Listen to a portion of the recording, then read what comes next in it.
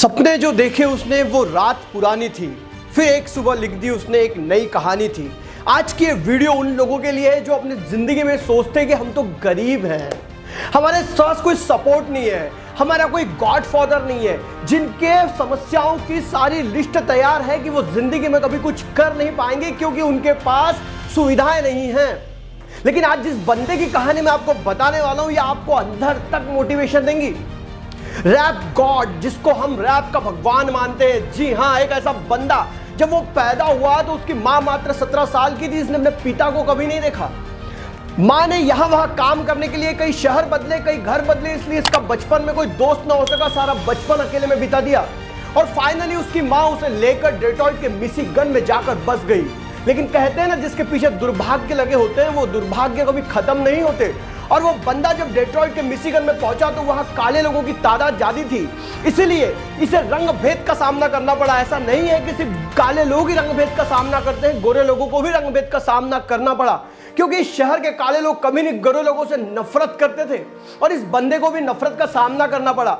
ना सिर्फ नफरत का सामना करना पड़ा, बल्कि इसे इतने बार मारा पीटा गया कि ये अंदर तक टूट गया था। एक बार एंजेलिना बेली नाम की लड़की ने इसे इतना मारा कि इसके ब्रेन की नसें फट गई और एक कोमा में चले गया। डॉक्टरों ने कहा कि रिकवर होने के चांसेस कम है, लेकिन जैसे तैसे इसमें सुधार हुआ। घर में पैसों की कमी और इतने डिप्रेशन के कारण ये 9th में 3 बार फेल हुआ और 9th में फेल होने के बाद इसने अपनी पढ़ाई छोड़ दी। यहां तो लोग बोलते हैं कि बड़ी बड़ी डिग्रियां लोगे तभी जिंदगी में सफल होंगे, लेकिन ये तो रैप का गॉड बन गया।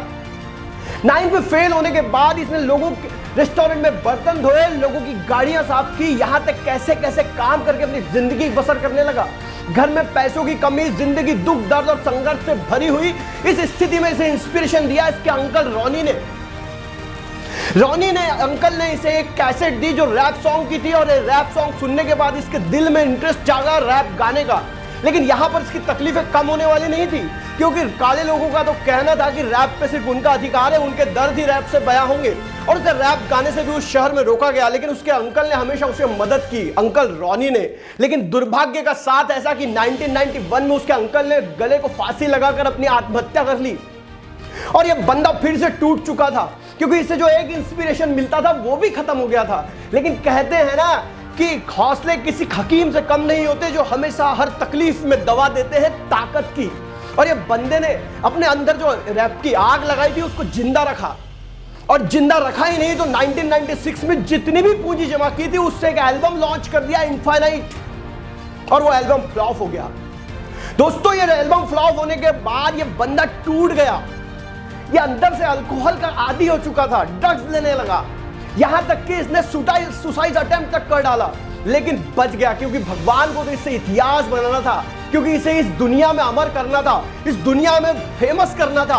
और इस बंदे ने फिर 1997 में अमेरिका में एक रैप ओलंपिक में हिस्सा लिया, जहां वो सेकंड आया। और यहां पर इसके ऊपर ध्यान गया उस समय के फेमस रैपर डॉक्टर ड्रे का, और इसकी प्रतिभा से आकर्षित होकर डॉक्टर ड्रे ने इसे एक एल्बम बनाने का मौका दिया। और इस बंदे ने जब एल्बम बनाया स्लिम शेडी, और जो स्लिम शेडी 1999 में रिलीज हुआ, तो देखते ही देखते इतनी कॉपीज बिकी कि ये गाने फेमस हो गए, और ये बंदा फेमस हो गया अमेरिका में ही नहीं तो पूरी दुनिया में। कौन है, मैं किसकी बात कर रहा हूं, जिसे हम रैप के गॉड के नाम से जानते हैं? जी हां दोस्तों, आप सही सोच रहे हैं, मैं बात कर रहा हूं एमिनेम, जिनका पूरा नाम है मार्शल ब्रूशो मैथर। जी हाँ दोस्तों, इतनी तकलीफें, फिर भी ये बंदा रैप का गॉड बन गया।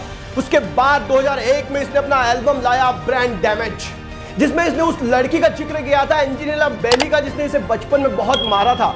और देखते ही देखते ये जो इसका एल्बम है इतना फेमस हुआ कि आज ये बंदा रैप का गॉड माना जाता है।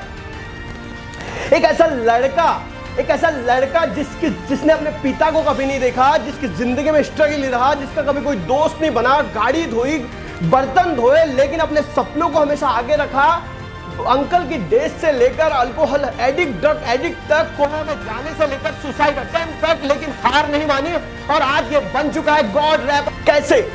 क्योंकि मोटिवेशन की आग इसके दिल में लगी थी। जो लोग अपने पैशन को फॉलो करते हैं ना, फिर कितनी भी तकलीफें आए वो कभी मुड़कर नहीं देखते। इस दुनिया के 96% लोग उन लोगों के पास उन 4% लोगों के पास काम करते हैं जो 4% लोग अपने पैशन को फॉलो करते हैं। ऐसा नहीं है कि पैशन को फॉलो करते समय वो इकट्ठे सक्सेस पा लेते हैं, लेकिन वो अपनी हार से सबक लेते हैं, अपनी हार को सीढ़ी बनाते हैं और सफलता का झंडा गाड़ देते हैं। दोस्तों, ऐसे ही इस दुनिया में लोगों ने इतिहास नहीं बनाया है। इसलिए अपने पैशन को फॉलो करो। जिंदगी में आगे जाना चाहते हो तो एमिनेम ने हमको सिखाया है कि कैसे जिंदगी में हमें आगे जाना है। इतना ही नहीं तो 17 फिल्मों में वो काम कर चुका है। उसके लाइफ के ऊपर एक फिल्म बन चुकी है जो फिल्म बहुत फेमस हुई है। 15 ग्रैमी अवार्ड, एक ऑस्कर अवार्ड, इतने अचीवमेंट कैसे? हार्ड वर्क से, पैशन को फॉलो करके। दोस्तों, अगर जिंदगी में आगे बढ़ना चाहते हो तो अपने पैशन को पहले फॉलो करो। अभी तो सफर का इरादा किया है, रुकूंगा नहीं, हारूंगा नहीं, क्योंकि ये मैंने किसी और से नहीं खुद से वादा किया है। तो वादा कर लो खुद से कि जिंदगी में आगे बढ़ना और अपने आप को इतने ऊपर ले जाना है कि जहां से मुझे सब कुछ आसान लगे। दोस्तों, अगर ये वीडियो अच्छी लग रही है तो मेरे वीडियो को लाइक करो, चैनल को सब्सक्राइब करो, साथ ही साथ हिट करो बेल आइकॉन को, ताकि आने वाले वीडियोस की नोटिफिकेशन आपको सबसे पहले मिल सके।